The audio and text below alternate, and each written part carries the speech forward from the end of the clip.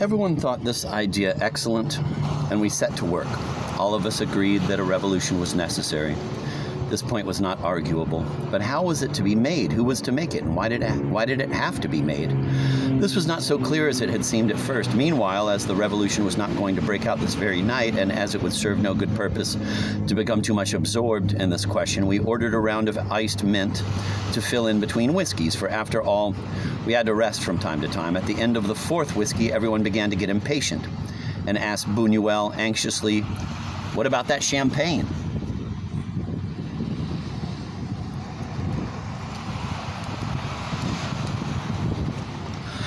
With all this, it was getting to be 2 o'clock in the morning, and our wolfish hunger made it a foregone conclusion that the champagne would have to be accompanied by something. I took a plate of hot spaghetti and the others a cold chicken. Toward the end of my spaghetti, I began to regret my choice and to look more and more longingly at the cold chicken. I had been offered some several times, and as I had refused, I did not want to go back on my decision. The talk now revolved about the theme imposed by the lyricism of the champagne, which had been flowing for several minutes. This theme, as you have already guessed, was, quote, love and friendship, end of quote. Love, I said, strangely resembled certain gastric sensations at the first signs of seasickness, producing an uneasiness and shudders so delicate that one is not sure whether one is in love or feels like vomiting.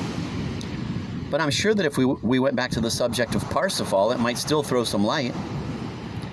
Everyone uttered cries of protest. They wanted to hear no more of that. Well, then we will come back to it another day, but anyway, save me a chicken wing for later on, for just before we leave. It was 5 o'clock and the last minute was approaching. It was a cruel thing to have to go to bed just when everything was beginning to go better. With a sense of bitterness, we uncorked a fresh bottle of champagne. My friend's eyes were moist with tears. The Negro orchestra was excellent and stirred the depths of our bowels with the spoon and fork of its syncopated rhythm, which gave us no respite. The pianist played with a divine incontinence, and in the high lyrical moments during his accompaniments, composed of expectations, one could hear the sound of his panting rise above the noises. And the saxophone player, having blown out all the blood of his passion, collapsed with exhaustion, never to rise again. It was our discovery of jazz, and I must say in all honesty that it made a certain impression upon me at the time.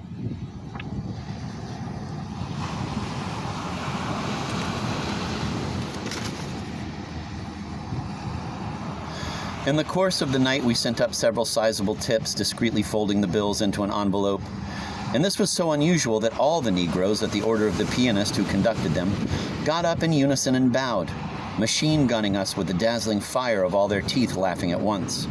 Buñuel proposed that we serve them a bottle of champagne, and because of this, we ordered still another one so as to be able to clink glasses at a discreet distance with the musicians.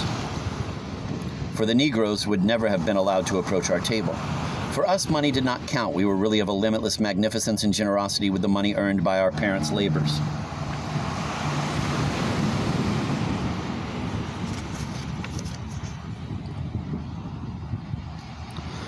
The fresh bottle of champagne inspired my friends to a vow which was to join all of us together in a solemn pact. We pledged ourselves on our word of honor that whatever happened to us in life, whatever might be our political convictions and whatever might be the difficulties, even if we should find ourselves in the most distant countries and a long voyage should be required, we pledged ourselves, as I said, to meet in the same spot in exactly 15 years. And if the hotel had been destroyed, then in the spot which it had occupied. The possibility of being able to find again the exact spot where we were in case the hotel and its surroundings had by chance suffered an intense bombardment shortly before, or in case this should happen at the very time when, 15 years later, we were about to appear at our pledge meeting, started a discussion that got endlessly complicated, and I lost all interest in it.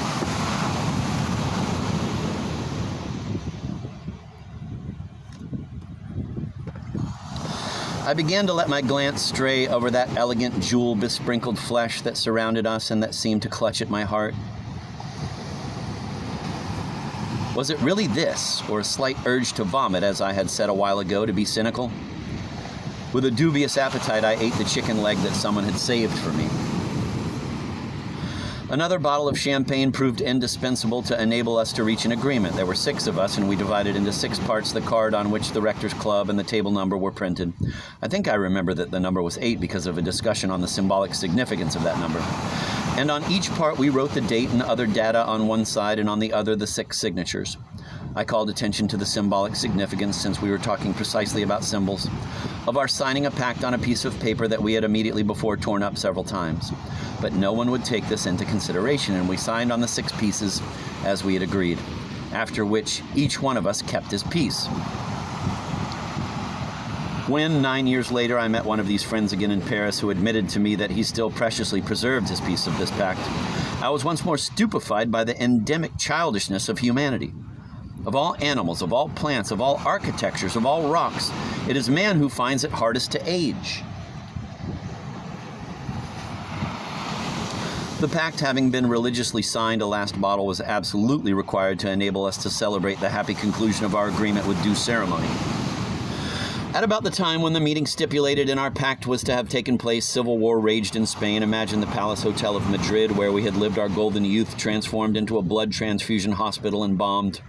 What a fine subject for Hollywood could be made of the heroic odyssey of those 6 friends, separated for so long, separated to or united by irreducible hatreds or the unanimous fervor of their fanatical opinions, repressing for a moment their tumultuous passions, temporarily putting aside their disagreements, in a dramatic, lugubrious, and ceremonious meal, as a noble tribute to the honor of a word.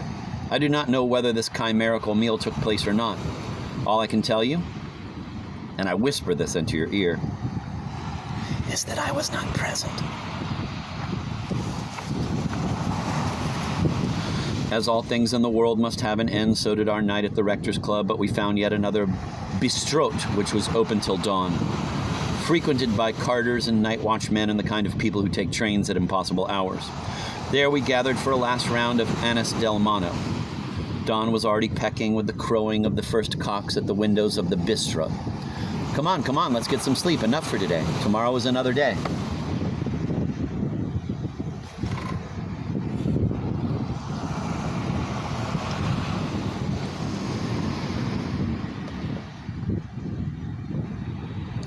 Tomorrow I was going to begin my Parsifal. My Parsifal of the morrow was as follows. Up at noon, from noon to 2 o'clock, 5 vermouths and olives. 5 vermouths with olives. At 2 o'clock, a dry martini with very fine slices of Serrano ham and anchovies, for I had to pass the time before the arrival of the group. I have no recollection of the lunch, except that at the end of it I had the whim of drinking several glasses of chartreuse, in memory of the end of certain Sunday dinners at my parents' in Caracas, which made me weep. At 5 or 6 o'clock in the afternoon, we found ourselves once more seated around a table, this time in a farm on the outskirts of Madrid. It was a small patio with a magnificent view overlooking the Sierra del Guadarrama, spotted with very black oak trees. We decided it was time to have a bite to eat. I had a large plate of cod with tomato sauce. Some carters at an adjoining table were eating it with their knives, and the idea of combining the taste of the metal directly with that of the cod struck me as extremely delicate and aristocratic.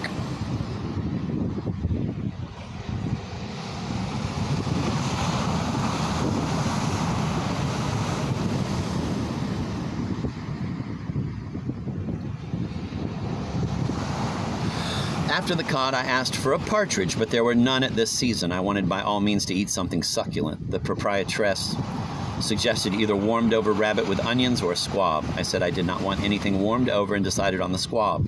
The proprietress, a little annoyed, called my attention to the fact that sometimes warmed-over things are the best. I hesitated for a moment, but persisted in ordering the squab. The trouble was that it was already so late that in not more than 2 hours we would have to eat dinner in earnest. We therefore decided that it was better to eat now, and later on around midnight we would just have something cold. So I said to the proprietress, "All right, bring me the rabbit you speak so well about, too."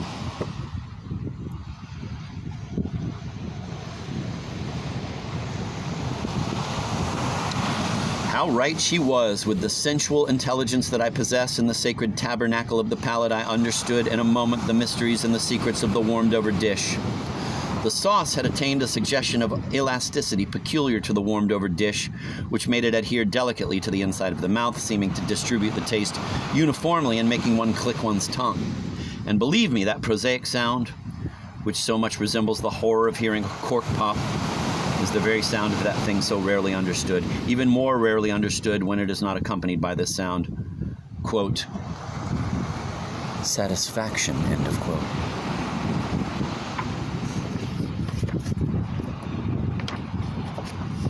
In short, that modest rabbit gave me a great deal of satisfaction. We left, and at this moment I realized that we had come in 2 luxurious cars. No sooner had we returned to Madrid than our plan for a small cold supper at midnight vanished, and once more the specter of food placed itself before us with its terrible and inevitable reality. "Let's begin by drinking something," I suggested. "We are not in a hurry. After that we will see."